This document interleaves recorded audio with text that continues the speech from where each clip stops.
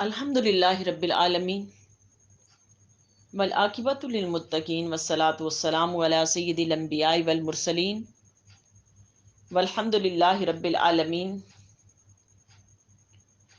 मौजूद सामईआत, आज हम कुरान मजीद की सूरह बकरा से की तीसरे रकू की तफसीर करने के लिए जा रहे हैं। आयत नंबर 26। इसके अंदर रब्बे कायनात ने कुरान मजीद के अंदर इरशाद फरमाया कि इन्नल्लाह ला यस्तहयी अन यदरिबा मसलन मा बऊदतन फमा फौकहा, बेशक अल्लाह पाक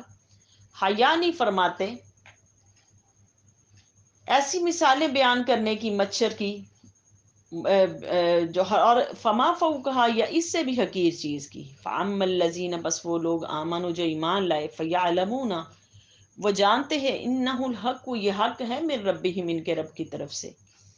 व अम्मल लज़ीना, और वो लोग कफरू जिन्होंने कुफर किया, फ़यक़ूलून वो कहते हैं, माज़ा अराद अल्लाहु, अल्लाह का क्या इरादा है, बिहाज़ा मसला, ऐसी मिसालें बयान करने में। आगे फरमाया युदिल्लु बिही कसीरन व यहदी बिही कसीरा, बहुत सारे लोग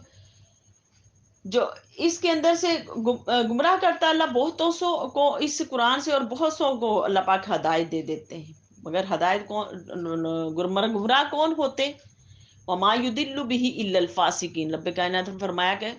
फासिक लोग ही इससे गुमराह होते हैं। इस आयत करीमा के अंदर 25वीं आयत के अंदर रब्बे कायनात ने 25 से 26 आयत के अंदर रब्बे कायनात ने मच्छर की मिसाल दी, और मच्छर की मिसाल दी रब्बे कायनात ने, और मच्छर की खूबसूरत मिसाल दी कि अल्लाह पाक मुशरिकीन अब इसके अंदर कहते थे, मुशरिकीन इसके अंदर कहते थे, वो कहते थे कि ये कैसा कलाम है, ये कलाम मजीद कैसा कलाम है कि जिसके अंदर मच्छरों और मक्खियों की मिसाल बयान की गई, मक्खियों की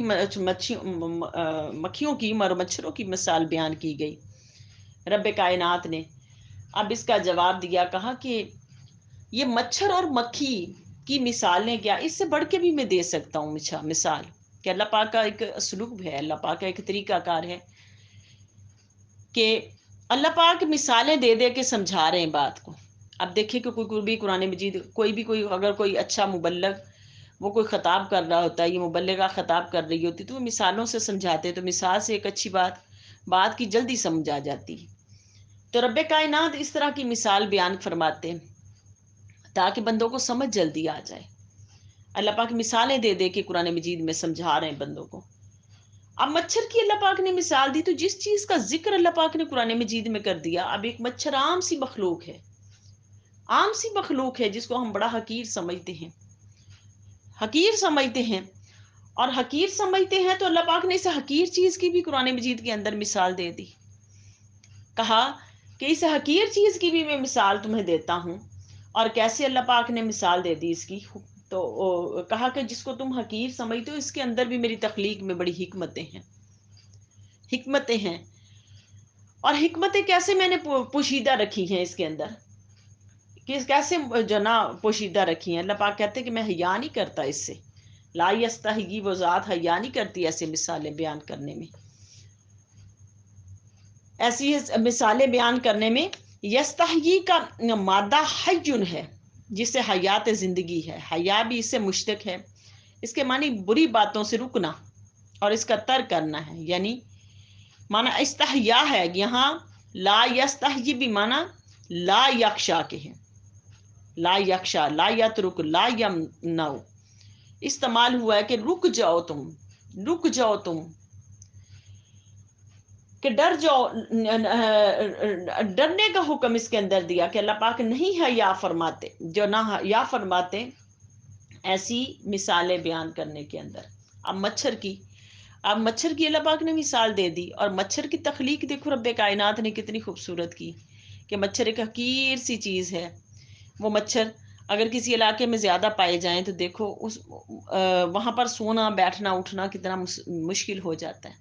लेकिन अल्लाह पाक ने इस मच्छर के अंदर, अल्लाह पाक ने उसकी तख्लीक के अंदर इतनी खूबसूरती है मच्छर के अंदर, कि हर चीज़ उसने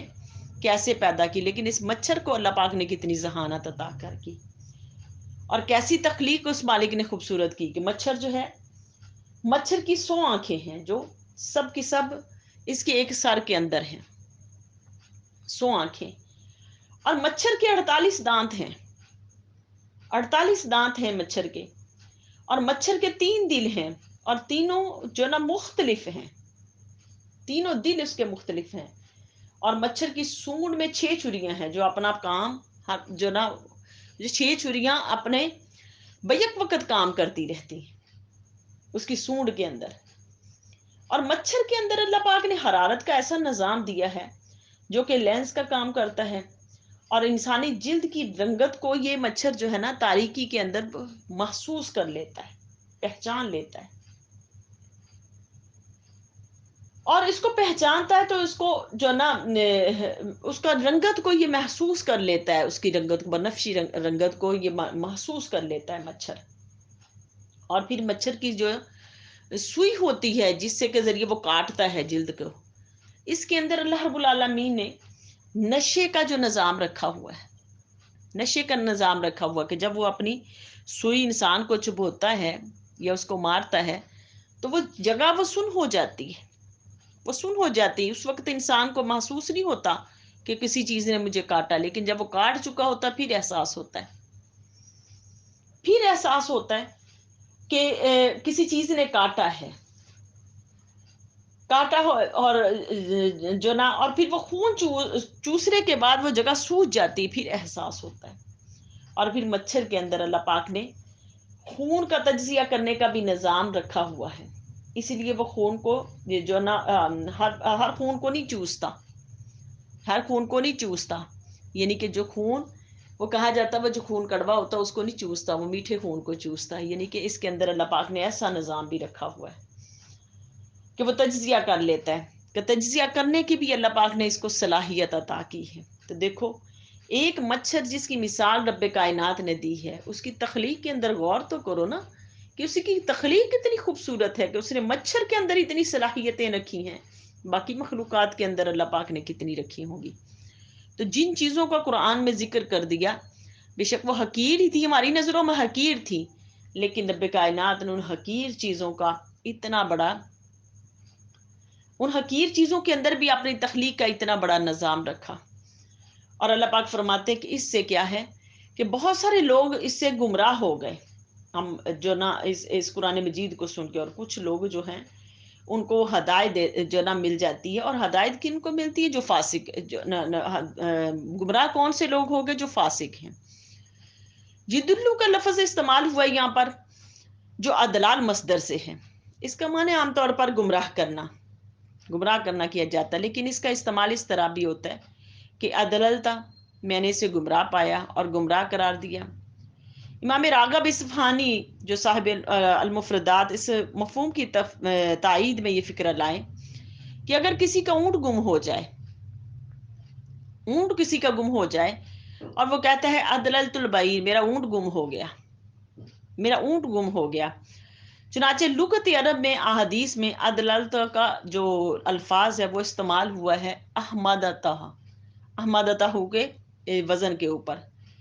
کہ میں نے اسے جو نا قابل تعریف بنایا، قابل حمد بنایا۔ اب خلطہ ہوں، جیسے مثال کے طور پر کہ میں نے اسے بخیل پایا، بخیل پایا۔ تو حدیث پاک میں ہے، اب تو اس کا مطلب یہ نہیں کہ اللہ، ایک حدیث پاک میں، حدیث پاک سے میں پہلے مثال دے دیتی ہوں، ایک حدیث پاک میں ہے کہ حضور صلی اللہ علیہ وسلم نے ارشاد فرمایا کہ ان النبی اتا قومهم فاضلهم، بے شک نبی کریم صلی اللہ علیہ وسلم جس قوم میں تشریف لائے سے گمراہ پایا۔ یہاں فاضلهم کا لفظ یدل بہ کے ہم معنی ہے، یدل بہ کے ہم معنی ہے، اس سے مراد ہرگز یہ نہیں ہے کہ معاذ اللہ حضور صلی اللہ علیہ وسلم نے اس قوم کو گمراہ کر دیا، نہیں، ہرگز نہیں ہے، بلکہ یدل بہ سے مراد یہاں پر کہ حضور جس قوم کے اندر آئے وہ قوم گمراہ تھی، ان کو ہدایت دینے کے لیے آئے، ہدایت دینے کے، لہٰذا عدلہ یدلو کا استعمال یہاں کسی کو گمراہی کی حالت میں پانا یا کسی کو گمراہ قرار دینے کے معنی میں ہوا ہے، اور کسی کو گمراہ کرنے کے معنی میں نہیں ہوا۔ आगे फासिकीन का माना कि फासिक जो कौन है, फासिक से मुराद यहाँ इस अमर की भी मजीद सराहत कर दी गई कि अल्लाह ताला सिर्फ इन्हीं लोगों को गुमराह ठहराते हैं, यह करार देते हैं कि जो फासिक हैं। फासिक फिस्क से है, जिसका माना है कि जो शरीयत से निकल जाए, जो शरीयत की हद से निकल जाए, शरीयत की हद से निकल जाए, उसको फासिक कहा जाता है। लुगत के एतबार से फिस्क हर छोटे बड़े गुनाह का इर्तिकाब पर बोला जाता है लुगत के अंदर, क्योंकि हर गुनाह शरीयत की खिलाफ वर्जी है। इसका इर्तिकाब से इंसान शरीयत के जना हदूद को फलांगता है, तो इसलिए इसको कहा गया कि फासिक है। इसलिए इमाम कुर्तुबी ने अलैहिर्रहमा ने इसकी जो ना शरई मफहूम को भी इसी तरह बयान फरमाया। आप फरमाते हैं कि ये कसरत गुनाह पर भी ये लफ्ज बोला जाता है फासिक, फासकीन का, कि जो बहुत ज़्यादा गुनाह करते हैं वो फासिक हैं, उसके लिए भी बोला जाता है। यानी कि जो शरीयत की बहुत ज़्यादा खिलाफ वर्जी करते हैं वो फासिक हैं। तो यहाँ फासिक उन लोगों को कहा गया कि जो बहुत ज़्यादा गुनाह करने वाले थे। अब ये फासिकीन कौन से लोग थे? फासिकीन लोग कि जो कुरान से फैज़ ना पास ना सके उस वक़्त मुशरिकीन को जो हुक्म दिया गया है, लेकिन आम तौर पर हर उस इंसान के लिए ये कुरान मजीद है कि जो गुनाह के अंदर मुब्तला है, गुनाह के अंदर मुब्तला है, कहा कि आम तौर पर इसका माना ये है कि वो गुनाह से रुक जाए, लेकिन इससे जो ना हदायत नहीं पाते, मगर फासिक लोग इससे कुरान से हदायत नहीं पाते। और मोमिनीन वो कौन हैं? कि वो जो कुरान से हदायत पाने वाले हैं। तो अल्लाह पाक ने इसके अंदर खूबसूरत बेसाल इसके अंदर बयान फरमा दी। तो रब कायनात की बारगाह में इल्तिजा है कि अल्लाह पाक हमें इस कुरान मजीद की मार्फत नूर अता फरमाए और अल्लाह पाक इस पर अमल की हमें तौफीक अता फरमाए। वमा अलैना इल्लल बलाग।